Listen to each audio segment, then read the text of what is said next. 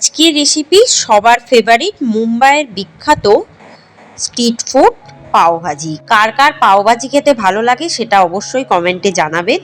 আমি একটু অন্যরকমভাবে পাওভাজি বানিয়েছি, তাই মনোযোগ সহকারে দেখবেন এই রেসিপিটি। নমস্কার বন্ধুরা, মাই সিম্পল লাইফস্টাইল ব্লগে স্বাগত জানাই। দেখে নিন আজকের রেসিপি। প্রথমে একটি প্রেসার কুকারে দিয়ে দেবো 1 কাপ মতো সাদা তেল। আমি এখানে সানফ্লাওয়ার রিফাইন অয়েলটা ইউজ করছি, ইমামি হেলদি টেস্টির। এবার তেলটা ভালো মতো গরম হয়ে গেলে দিয়ে দেবো 5টা পেঁয়াজ কুচি। বেশ মিহি করে কুচিয়ে রেখেছি পেঁয়াজটা। এভাবে মিহি করে চপ করতে হবে পেঁয়াজ। যদি বড় পেঁয়াজ হয় দুটো দিলেই হয়ে যাবে। যেহেতু আমার কাছে ছোট পেঁয়াজ ছিল তাই আমি এখানে 5টা পেঁয়াজ ইউজ করেছি। একটু শ্যালো ফ্রাই করে দিতে হবে। আঁচটাকে কিন্তু একদম লো টু মিডিয়ামে রাখবো।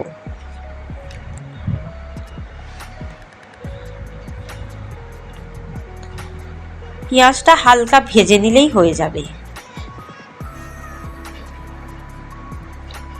পেঁয়াজটা যখন ভাজা হয়ে গেছে হালকা হালকা, তখন দিয়ে দেবো 1 কাপ মতো কর্ন। আমি এখানে 50 গ্রাম কর্ন নিয়ে নিয়েছি। এরপর দিয়ে দেবো একটা গোটা সবুজ ক্যাপসিকাম, একটা গোটা লাল ক্যাপসিকাম, একটা গোটা হলুদ ক্যাপসিকাম। এটাকে কুচিয়ে নিয়েছি খুব ভালোভাবে। এটাও পেঁয়াজের সাথে আর কর্নের সাথে ভালোভাবে মিশিয়ে দেবো, ভালোভাবে ভেজেও নেব। এরপর দিয়ে দেবো 3 টেবিল চামচ করে আদা কুচি আর রসুন কুচি। এটাও খুব ভালোভাবে ভেজে নেবো যাতে আদা রসুনের কাঁচা গন্ধটা চলে যায় আর ক্যাপসিকামগুলো ভালো মতো ভাজা হয়ে যায়।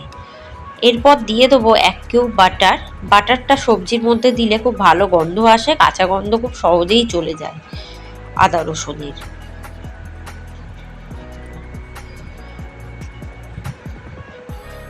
এরপর দিয়ে দেবো 4টে টমেটো কুচি।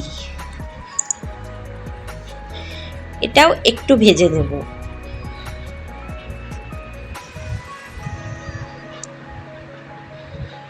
প্রায় সবজিগুলো যখন ভাজা হয়ে যাবে হালকা হালকা, তখন দিয়ে দেবো সারা রাত ভিজিয়ে রাখা মটর। আমি এখানে 100 গ্রাম মটর পুরোটাই দিয়ে দিলাম। মটরটা দেওয়ার পর বেশ কিছুক্ষণ নাড়বো না।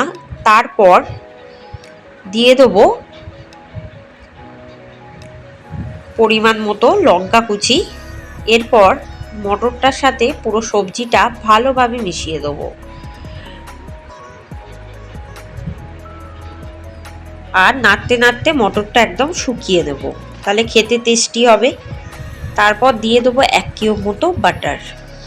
বাটারটা ততক্ষণ মেল্ট হোক ততক্ষণ আমি দিয়ে দিই 1 টেবিল চামচ চাট মশলা, 1 টেবিল চামচ জিরে গুঁড়ো।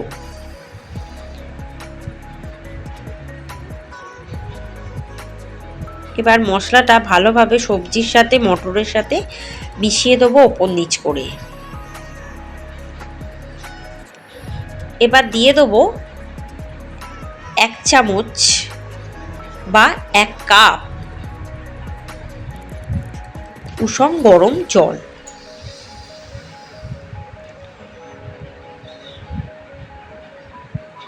দিয়ে দেবো এবার 3 টেবিল চামচ পাওভাজি মশলা। এটা আমার বাড়িতেই বানানো। কি কি ইনগ্রিডিয়েন্টস আছে সেটা যদি জানতে চান আমি অবশ্যই বলে দেবো আপনাদের। ভালোভাবে মশলাটা মিশিয়ে দেওয়ার পর এবার কিন্তু আমি হলুদ গুঁড়োটা অ্যাড করব। পাওভাজি মশলায় কিন্তু আছে দারচিনি, লবঙ্গ, এলাচ, জয়িত্রী, জয়ফল, এগুলো ভালোভাবে শুকনো খোলায় ভেজে গুঁড়ো করা, আর গোলাপের পাপড়িও আছে। এরপর দিয়ে দেবো আমি 1 টেবিল চামচ লেবুর রস, পাতিলেবুর রস। আর স্বাদের জন্য দিয়ে দিচ্ছি 1 টেবিল চামচ চিনি। দেখুন ঝোলটা প্রায় ফুটতে আরম্ভ করেছে।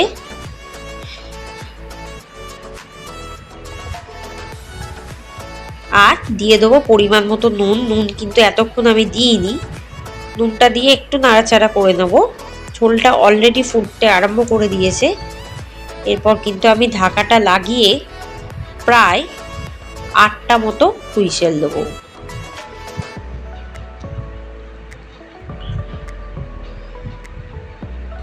আঁচটাকে এই সময় বাড়িয়ে দেওয়া যেতে পারে। এরকমভাবে পরপর 8টা হুইসেল হবে, কারণ মটরটা একদম যাতে গলে যায় তার জন্য। সাথে সাথেই কিন্তু হুইসেল হওয়ার পর ঢাকাটা খুলবেন না, বেশ কিছুক্ষণ পরে ঢাকাটা খুলবো। খোলার পর দেখবো বেশ মাখা মাখা হয়ে গেছে, ঝোলটা প্রায় টেনে নিয়েছে, মটরগুলো খুব ভালো মতো সেদ্ধ হয়ে গেছে। এবার একটু হাতার সাহায্যে মটরগুলোকে স্ম্যাশ করে দেবো। এভাবে নাড়তে নাড়তে ঘেঁটে ঘেঁটে আমি কিন্তু এটাকে একদম মটরটাকে স্ম্যাশ করে দেবো। এরপর দিয়ে দেবো ওপর থেকে 4টে কুচিয়ে রাখা পেঁয়াজ আর পরিমাণ মতো কাঁচা লঙ্কা কুচি দিয়ে ভালোভাবে নেড়ে চেড়ে স্ম্যাশ করতে করতে মিশিয়ে দেবো। দিয়ে দেবো 1 কিউব বাটার, এটাও খুব ভালোভাবে মিশিয়ে দেবো।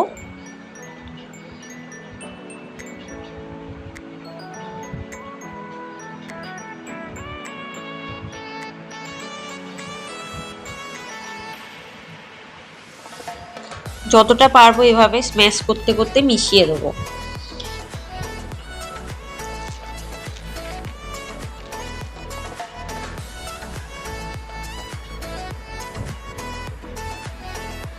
আপনারা কিন্তু বাড়িতেই পাও ভাজি মশলাটা বানিয়ে নিতে পারেন, আমি যেভাবে বলে দিলাম সেভাবে, বা বাজার থেকেও কিনে আনতে পারেন, সেটাও অ্যাভেলেবেল।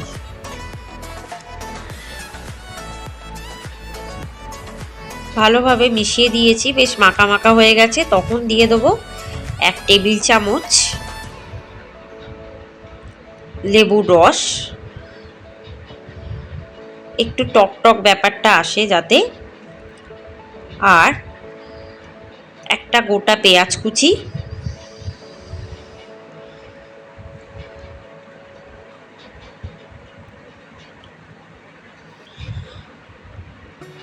আর 1 কিলো মতো বাটার।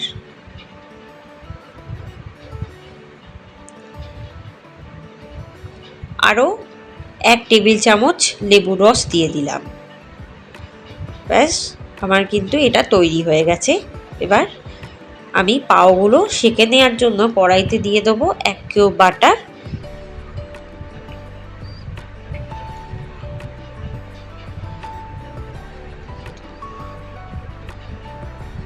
এবার পাওগুলোকে সেঁকে নেব ওই বাটারের মধ্যে।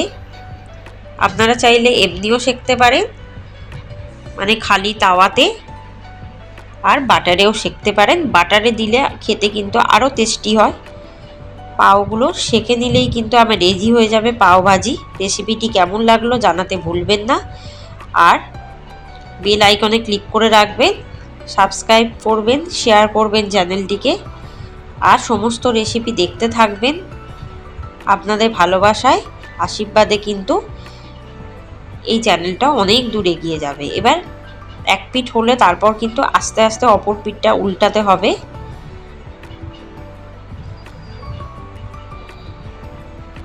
ভালো লাগবে অবশ্যই এই রেসিপিটা আমার রেসিপির মতো বানালে। ধন্যবাদ।